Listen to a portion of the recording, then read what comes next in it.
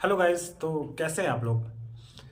आज हम डिस्कस करेंगे कि इंडिया में सरकारी नौकरी का प्रिपरेशन करना और सिलेक्शन लेना आसान है या टफ है।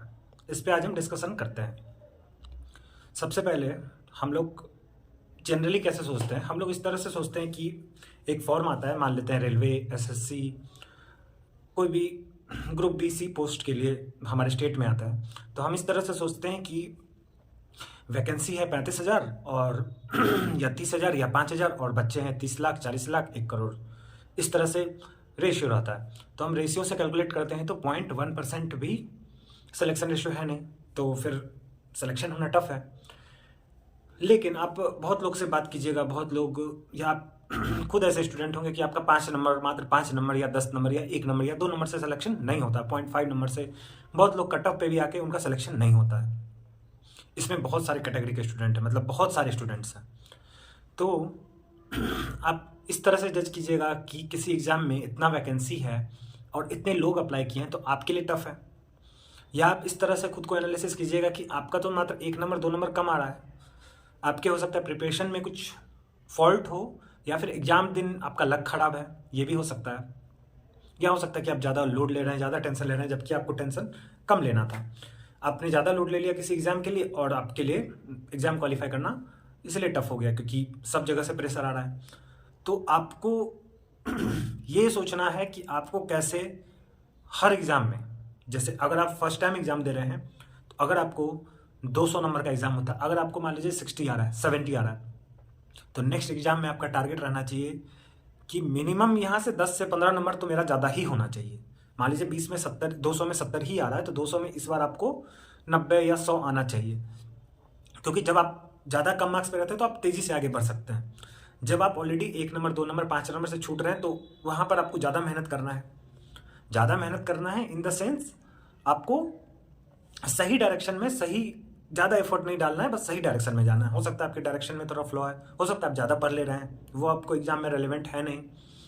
तो आपको इस तरह से सोचना है कि अगर आपको फर्स्ट टाइम में 70 आ रहा है 200 में, तो सेकंड टाइम में 100 आए, थर्ड टाइम में 120 आए, फोर्थ टाइम में 150 आए।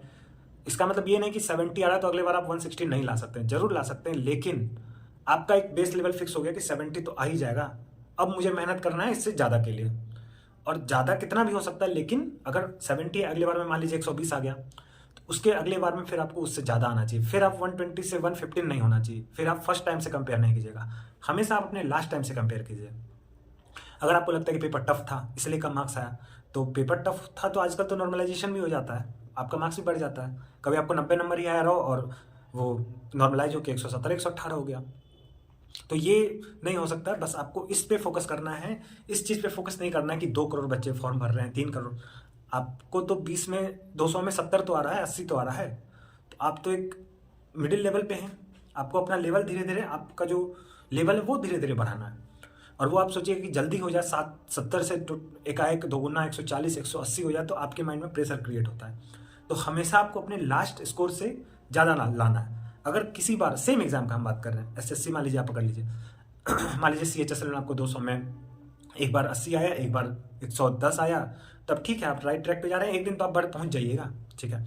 लेकिन अगर आपका कभी मार्क्स कम हो जाता है, मतलब अब आप, क्योंकि एक मिनिमम ड्यूरेशन तो 6 मंथ या 1 साल होता ही है एक एग्जाम के लिए, और अगर आप का मार्क्स कम हो गया 6 मंथ पढ़ने के बाद भी, मतलब आप पढ़े ही नहीं हैं, तो फिर आप उस 2 करोड़ को आप काउंट कीजिए कि 2 करोड़ बच्चे, 1 करोड़ बच्चे फॉर्म भरे और उनका नहीं होगा और आपका भी नहीं होगा। लेकिन अगर आप ग्रोथ कर रहे हैं तो आपका सिलेक्शन तो श्योर है, क्योंकि जब आप लगातार ग्रोथ कर रहे हैं तो एक बार तो सिलेक्शन होगा। एक बार तो ऐसा होगा कि आपका लक अच्छा बैठ गया, 200 में 160, 170 आ गया, और फिर आपको मोटिवेशन मिलेगा और फिर आप और पढ़िएगा, मतलब मन लगा के पढ़िएगा, आपको थोड़ा इंटरेस्ट जग जाएगा, उसके बाद आपका चांसेस बढ़ जाएगा। तो आपको इस चीज़ पे फोकस करना है। और इंडिया में कोई भी एग्जाम है, आपको ग्रुप ए अधिकारी छोड़ के कोई भी एग्जाम है, उसका सिलेबस मात्र 10th लेवल तक का ही है, आपको ये भी तो सोचना है। इसीलिए तो इतने बच्चे फॉर्म अप्लाई कर रहे हैं। तो कोई अगर आपको बोल रहा है कि एग्जाम टफ है तो वो आपको झूठ बोल रहा है। एग्जाम तो 10th लेवल तक का ही है, तो वो टफ कैसे हो सकता है आपके लिए। एग्जाम आसान है, बट आपको जिस तरह से डराया जा रहा है कि एग्जाम टफ है, आपको बहुत ज़्यादा पढ़ना है, वही आपका रीज़न है कि आपका सिलेक्शन नहीं होता और आप प्रेशर में आ जाते हैं। आपको एग्ज़ाम को एक तो आपको सारा एग्ज़ाम देना है, जो भी एग्ज़ाम आपके सामने आ रहा है एग्ज़ाम सारा देना है, एक्सपीरियंस आपको पूरा लेना है। और अगर किसी में अगर आप मेहनत करते जा रहे हैं, जो भी हम बात कर चुके हैं ऑलरेडी वीडियोस में, कितनी देर आपको पढ़ना है, अगर आप उस तरह से पढ़ रहे हैं तो किसी ना किसी एग्ज़ाम में आप अच्छा कर लीजिएगा और आपका लक भी अच्छा बैठ जाएगा और आपका सिलेक्शन हो जाएगा। फिर आपको ये नहीं लगेगा कि आप 2 करोड़ लड़के फॉर्म भरे थे और आपका सिलेक्शन हो गया। आपको लगेगा कि मतलब कोई बहुत बड़ा खास काम हमने कर दिया, क्योंकि सिलेक्शन जब तक नहीं लगता है तब तक लगता है कि बहुत बड़ा चीज़ है। सिलेक्शन के बाद आपको लगेगा कि कोई बहुत बड़ा तोप चीज़ हम नहीं मार दिए, बहुत ज़्यादा आपको सेटिस्फेक्शन भी नहीं मिलेगा।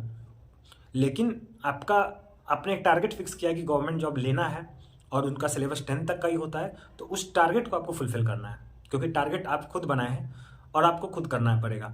तो इंडिया में अभी भी गवर्नमेंट जॉब में सिलेक्शन लेना बहुत टफ नहीं है, बहुत आसान भी नहीं है। बस आपको एक लेवल मेंटेन करके चलना है। आपका क्या लेवल होना चाहिए ये आपको हम ऑलरेडी बहुत बार डिस्कस कर चुके हैं। तो आपको उस लेवल तक पहुंचना है, थोड़ा समय लगेगा, थोड़ा थोड़ा करके ही आप आगे बढ़ पाइएगा। अगर आप एक बार में सोचते हैं कि हम हाई जंप लेंगे, फर्स्ट अटैम्प्ट सेकंड अटैम्प्ट हमको सिलेक्शन लेना है, हम लोग बहुत सारा वीडियोस देखते हैं कि फर्स्ट अटैम्प्ट सेकंड अटैम्प्ट, तो मेरा भी हो सकता है, तो सबका हो जाता। वो 5th attempt 6th last attempt वाले का क्यों फिर वीडियो वायरल होता है कि वो यूपीएससी में या किसी एग्ज़ाम में इतना साल बाद हो गया। तो और आपको इस तरह से इंटरव्यू वगैरह दिखाया जाता है कि 5000 सीट था, तो देखिए टॉप 100 बच्चा मेरे यहाँ से किया, इसका 200 रैंक था, इसका ये इंस्पेक्टर बन गया, ये बन गया, उसका इंटरव्यू आपको दिखा देते हैं। तो एक बात बताइए, 5000 लोग का सिलेक्शन हुआ है, तो कोई ऐसा भी तो कैंडिडेट होगा जिसका 4000 रैंक है। उस 4000 रैंक वाले स्टूडेंट का कभी आप इंटरव्यू सुने? उसका कभी तो आप सुने नहीं, वो आपको कभी दिखाया नहीं जाता है। तो इसका मतलब ये है कि आपको वो चीज़ दिखाया जा रहा है जिससे आपके अंदर डर पैदा हो। पहले डर पैदा होगा, तभी आप ज़्यादा मेहनत करिएगा और आप सोचिएगा कि हम कौन सा क्लासेस ज्वाइन कर ले, क्या चीज़ एक्स्ट्रा कर लें कि मेरा सिलेक्शन होने का चांसेस बढ़ जाए। जब 5000 सीट है तो आपका तो 4000 रैंक में भी आपको तो जॉब चाहिए। अगर आप ऑलरेडी 4000 रैंक ला के सिलेक्टेड हो चुके हैं तो आप नेक्स्ट बार टारगेट कीजिए 100 रैंक। फिर आप यूट्यूब पे वीडियो देखिए उनका कि कैसे वो क्रैक, आप देखिएगा ही नहीं, एक बार सिलेक्शन हो जाएगा। क्योंकि आपका 5000 में 4999 रैंक आ गया, तो फिर आप क्यों दूसरे का देखिएगा? आपको खुद पता है कि हम एक 30 लाख 10 लाख बच्चे में अगर हम इतना में आ गए तो अब हम नेक्स्ट बार और हम अच्छा ला सकते हैं। तो इस तरह का माइंडसेट आपको रखना पड़ेगा। तो टॉपर्स का वीडियो हम लोग देखते हैं या उनका स्ट्रेटजी सुनते हैं, उस तरह से हाईलाइट किया जाता है, बार बार फीड में आता है और आप उनसे ही मोटिवेटेड होते रहते हैं और आपके काम कुछ आता नहीं है, तो आपका समय होता है बर्बाद। और यहाँ से आपको फिर आप उतना पढ़ नहीं पाते। आप बोलते हो टॉपर तो 8 घंटा पढ़ता था, हम तो पढ़ नहीं पाते, हम तो 2-3 घंटा ही पढ़ पाते और मेरा तो होगा नहीं। तो भाई अगर आप 2-3 पढ़ रहे हैं तो आप 4 कीजिए, 4 कर रहे हैं तो 4.5 कीजिए, 5 कर रहे हैं तो उससे ज़्यादा ज़रूरत नहीं है। तो ये आपको माइंड में इस तरह से रखना है कि कोई भी जॉब अगर आता है, कोई भी जो आप ग्रेजुएट लेवल या 12th लेवल या 10th लेवल दे रहे हैं, वो टफ नहीं है।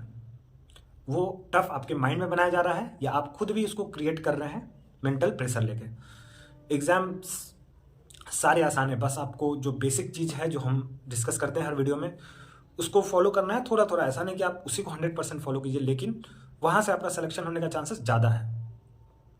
लेकिन वही बात है ना कि आप तो टॉपर का वीडियो या फिर किसी एजुकेटर या फिर इस तरह का वीडियो ही देखना चाहते हैं जो बहुत ज़्यादा एक्स्ट्रा ऑर्डिनरी हो।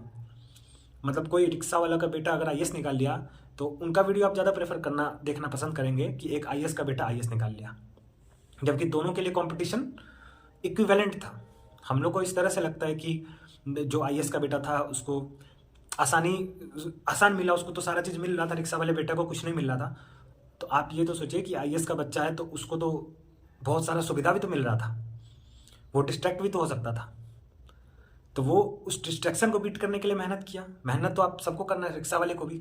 और रिक्शा वाले का बेटा क्या सोच रहा है कि वो उसके पास एक ही रास्ता है, उसके पास तो डिस्ट्रैक्शन का उतना सोर्सेस है नहीं, तो उसके लिए भी कंपटीशन है। तो कंपटीशन दोनों के लिए है। लेकिन आपके सामने वायरल वीडियो कौन होता है? जो टॉपर है, जो रिक्शा वाला ऑटो वाला का बेटा निकाल लिया, फार्मर का, किसान का बेटा। तो इंडिया में जब इतना फार्मर का पॉपुलेशन है सुसाइड भी आप सुनते हैं फार्मर का, तो बच्चा भी तो फार्मर का निकाल रहा है, तो कौन सा बहुत बड़ा तोप चीज़ है? सिलेक्शन किसी का भी हो रहा है तो उसके लिए उसको कंग्रेचुलेशंस हैं, उसके लिए कोई दिक्कत नहीं। बट आपको जिस तरह का वीडियो दिखाया जा रहा है, जिस तरह का माइंडसेट क्रिएट किया जा रहा है, वो आपके लिए टफ हो रहा है, आपके दिमाग में टफ क्रिएशन किया जा रहा है। हर तरह से हम लोग सोचते हैं कि वैकेंसी कम है, बच्चे बढ़ते जा रहे हैं, हर तरह का टेंशन दिमाग में हमेशा बना रहता है।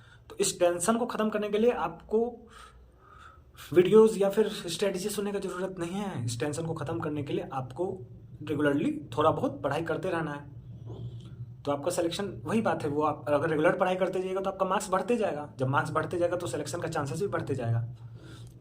तो आप हमेशा खुद का मार्क्स देखिए कि आपका लास्ट एग्जाम में कितना मार्क्स था, और आप खुद एक टारगेट सेट कीजिए कि लास्ट में इतना था। तो बहुत बड़ा टारगेट सेट करने से अचीव हो या नहीं हो पता नहीं, लेकिन उसमें आपको टेंशन भी होगा। लेकिन अगर आपको 80-90 मार्क्स आ रहा है, अगर आप टारगेट 110-120 का रखते हैं, तो आपको मोटिवेशन मिलेगा कि मात्र 30 नंबर तो लाना है, 6 मंथ है, 6 मंथ इतना इतना थोड़ा थोड़ा ही पढ़ते जाएंगे तो भी इतना बढ़ जाएगा मेरा।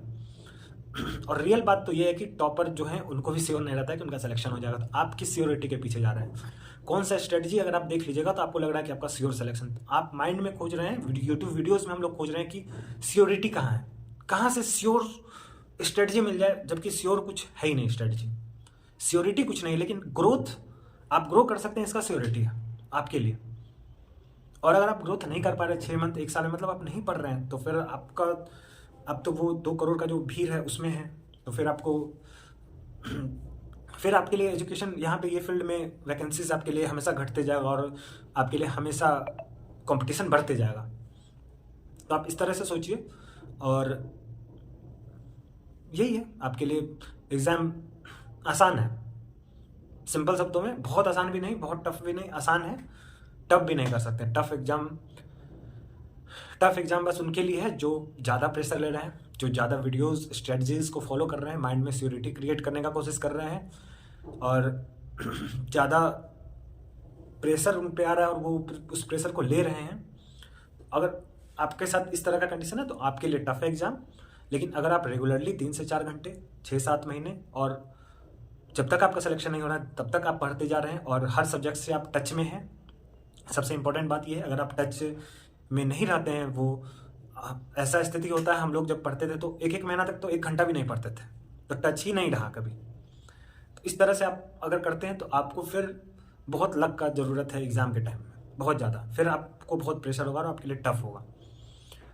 तो आपको इस तरह से हम लोग हर जगह दिखाया जाता है कि वो परफेक्टली प्लान कर लिया, 8 घंटे 7 घंटे परफेक्टली हर दिन पढ़ लेता था, या 80% 90% टाइम पढ़ लेता था। इस तरह से बार बार आपको सुनाया जाता है, बार बार इंटरव्यू टॉपर्स का दिखाया जाता है, तो आपको लो फील कराया जा रहा है इन स्पाइट आपको कुछ सिखाने के पर्पज़ से। मेरा क्या सिलेक्शन का स्ट्रेटजी था वो आप फॉलो करके आप बन ही नहीं सकते हैं, क्योंकि और मैं तो सीधा बोलता हूँ, मेरा सिलेक्शन लक से हुआ है, सीधी सी बात है। लक था, थोड़ा सा मेहनत था, बट अब आप बोलेगा कि आप कैसे पढ़े वो बता दीजिए। तो हम तो वही बता रहे कि मेरा तो ऐसा था कि 1-1 महीना तक 1 घंटा भी नहीं पढ़ते थे।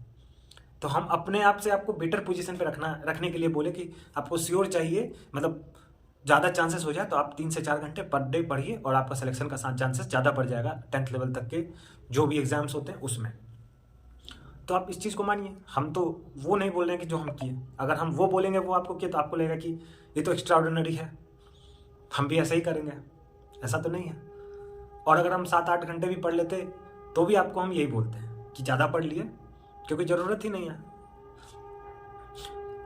आपको कौन बोल रहा है कि पूरा आप NCERT पढ़ जाइए 6 से 10 GS का? एक बुक पढ़ना, लूसेंट या आरिहंत, उसको पर डे पढ़िएगा तो ख़त्म हो जाएगा। कितना उसके लिए, अब एक लूसेंट का बुक भी खरीद लिया, आरिहंत का एक बुक खरीद लिए, एक और बुक खरीद लिए, 2 बुक खरीद लिए। एक मतलब कि लूसेंट से नहीं हो पा रहा तो क्राउन भी खरीद लिए, 2 बुक हो गया। अभी लूसेंट से नहीं हुआ उसको ऑब्जेक्टिव भी खरीद लिए। अभी कोई और टीचर का आ गया 25,000 प्रीवियस ईयर GS क्वेश्चन, तो वो भी पढ़ने लगे। 10 जगह से पढ़ने लगे, आपका सिलेबस इतना था, हो गया इतना।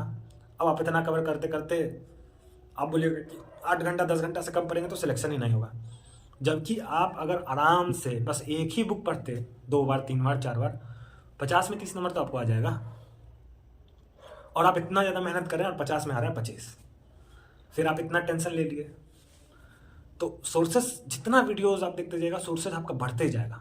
तो हमारे यूट्यूब चैनल का मोटिव ये है कि आप एक सटीक और आसान रास्ता से आप कैसे अपने सक्सेस को इंश्योर कर सकते हैं, और कोई पढ़ा चढ़ा के नहीं, कोई मिक्स वीडियो नहीं। क्योंकि हमको आपसे क्या चाहिए होगा या आपको हमसे क्या चाहिए होगा?